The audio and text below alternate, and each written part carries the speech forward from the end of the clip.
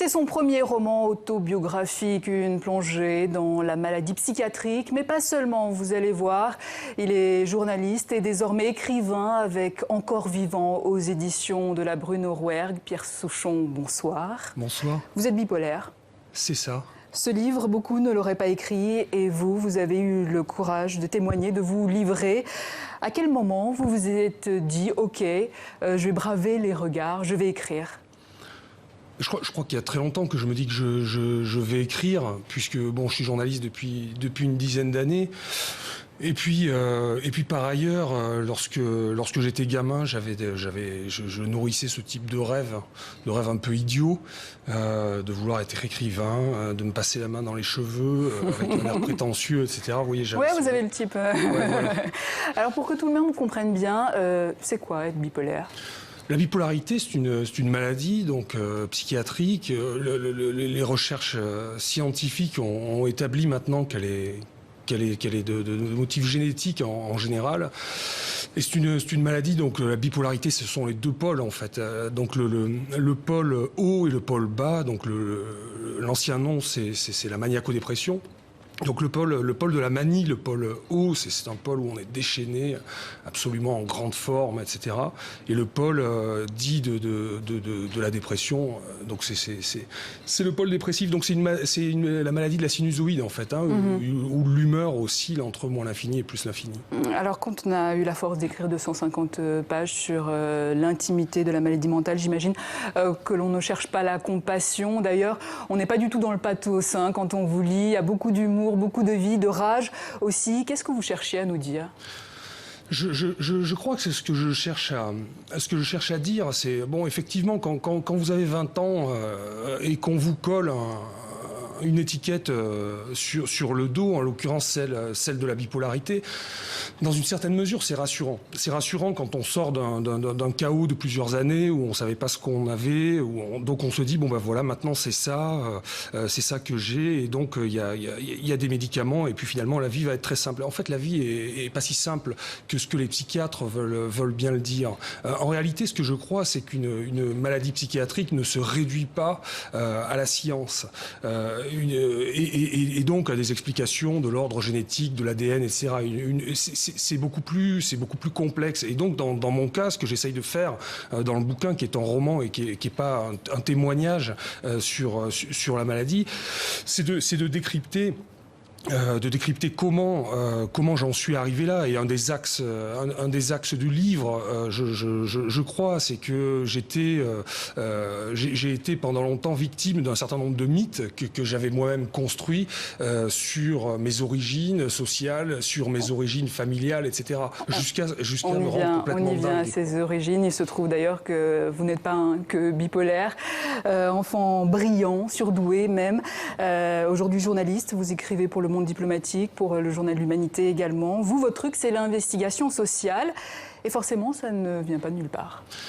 Non, ça vient pas de nulle part. Voilà, et je pense que ce que j'essaye de montrer aussi, c'est que il y a une forme de banalité en réalité dans les parcours. Vous voyez un parcours comme le mien, quand vous ouvrez le bouquin, c'est la scène inaugurale, et donc c'est strictement autobiographique, je suis en haut d'une statue de Jean Jaurès à Montpellier, complètement perdu. Vous vous faites arrêter par la police. Je me fais arrêter par la police, qui me demande ce que je fais là. Moi, je le sais pas tellement, et donc il m'emmène en hôpital psychiatrique. Du coup, j'ai oublié votre question.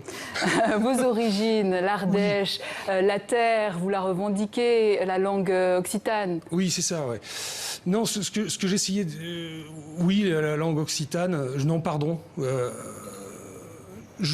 Tout ça, vous le revendiquez à travers... et ça ne vient pas de nulle part, ce besoin de parler de la société, de faire de l'investigation sociale également. Voilà, ça vient pas de nulle part. Mais ce que j'essayais de dire tout à l'heure, et pardon de m'être perdu, c'est que lorsqu'on regarde cet itinéraire, et notamment cette scène inaugurale, on peut se dire, tiens, ça a quelque chose de complètement extraordinaire, de complètement délirant, etc. En réalité, lorsqu'on reprend vraiment sociologiquement, j'allais dire, mon parcours biographique, psychiatrique, jusqu'à devenir écrivain aujourd'hui, c'est d'une banalité, c'est d'une normalité écrasante. Vous voyez, c'est-à-dire que quand on vient de là où je viens, de parents de classe moyenne, qui sont plutôt cultivés, qui sont abonnés au Monde, qui ont une bibliothèque énorme, etc. Bon, ben on conçoit ce type d'envie, par exemple d'être écrivain, de découvrir le vaste monde, etc. Donc ce que j'essaye de dire, en fait, c'est que derrière l'extraordinaire apparent, il y a une forme d'ordinaire. Donc une fois qu'on a cassé les mythes, cassé ce type de mythes qui conduisent à se prendre pour ce qu'on n'est pas, en réalité, on revient à la réalité sociale et sociologique qui nous constitue. Et il y a des personnages clés dans votre livre, cet amour très fusionnel, avec votre père que vous appelez Kada, Manoust, il vous appelle Chichi, un père qui vous soutient, se fait presque votre avocat d'ailleurs quand vous vous faites arrêter par la police perché sur cette statue de Jean Jaurès. D'ailleurs, avec votre père, vous gardez votre calme, c'est juste dans le livre ou c'est aussi dans la réalité? Je garde mon calme dans le livre et en général dans la réalité, oui, tout à fait. Et c'est en cela que votre livre n'est pas seulement un témoignage, vous le disiez, de bipolaire, mais aussi une fresque sociale entre la paysannerie et la grande bourgeoisie française que vous côtoyez pendant vos études, en classe prépa déjà, mais surtout auprès de Garance, votre femme. C'est ça, oui, tout à fait. C'est donc mon ex-épouse. Et donc là, je crois aussi que c'est une manière pour moi de rendre un peu ce livre, de rendre justice à cet itinéraire, parce que je crois qu'en réalité, lorsque je côtoyais cette grande bourgeoisie, et donc je m'imaginais, vous voyez, en bête de l'Ardèche, hirsute, sortant à peu près des cavernes et côtoyant des fils d'avocats, de PDG ou je ne sais quoi. C'est le choc de deux mondes. C'était comme ça que je le vivais à l'époque. C'était absolument comme ça que je le vivais. Et je pensais d'ailleurs que j'étais envoyé là pour rendre justice aux miens et avec les armes à la main. Justement, il y a ce passage marquant, cet échange avec la belle famille chez Jean Benoît, vous le marxiste Cévenol face à la droite française, sarkozyste qui a peur des pauvres. C'était hilarant, hein. Je rigolais toute seule, je vous avoue. Et un jour, vous balancez à Garance que dans son milieu, il y a un manque d'humanité, il n'y a rien à sauver, vous dites. C'est pas un peu dur, tout ça? Non, avec le recul? Non, je crois pas que ce soit dur.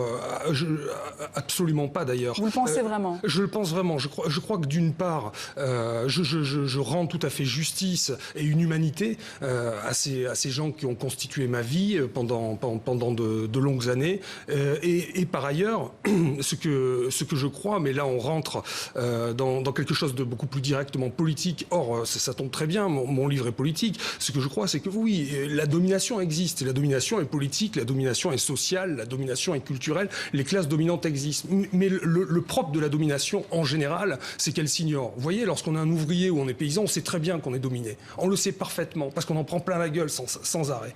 Quand on est dominant, j'allais dire, vous voyez, quand vous vous baladez dans un parc, vous sentez pas que vous écrasez des fourmis, des fourmis sous vos pieds. C'est exactement ça, la domination sociale. Ces gens-là ne se rendent absolument pas compte qu'ils dominent et qu'ils écrasent. Donc ils font ça en toute sincérité, comme ils respirent. C'est l'humanité qui mène à la psychiatrie ou c'est la psychiatrie qui mène à l'humanité? Vous parlez du journal. Des deux. Non, je pense, moi, ce qui m'a mené au journal L'Humanité, ce sont des convictions politiques.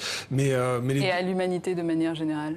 À l'humanisme. Avec un grand H. Avec un grand H. Ça me fait plaisir que vous me posiez cette question parce que je pense que c'est ce que j'essaye de dire dans le livre. Cette expérience, la psychiatrie, est une expérience terrible. Votre vie bascule quand à 20 ans on vous enferme, pour vous et pour votre entourage. Oui, c'est ça. Ouais, c'est absolument traumatisant.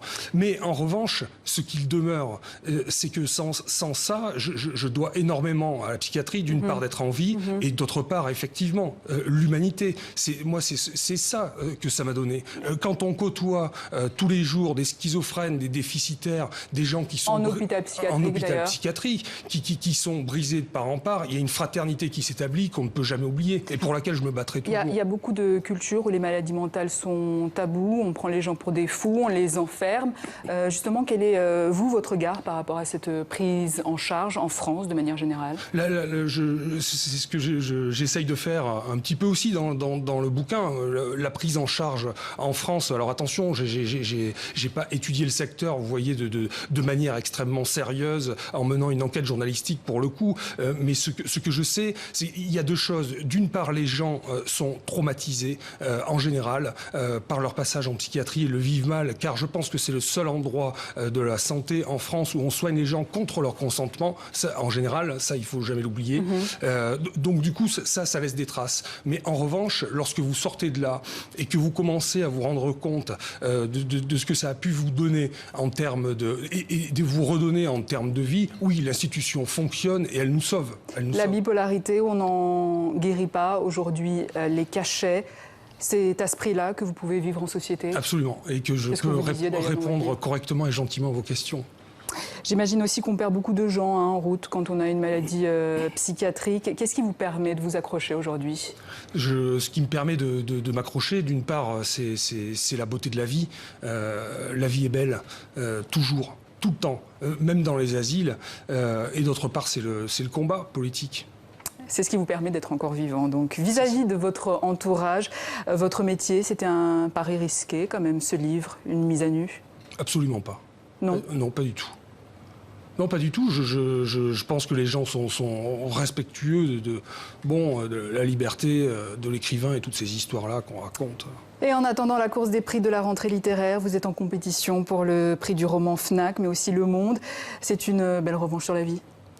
Oui, c'est pas une revanche, mais c'est une joie. Ouais. Bravo en tout cas, encore vivant aux éditions de la Bruno Rouergue. Merci Pierre Souchon d'être passé par nos locaux de TV5 Monde.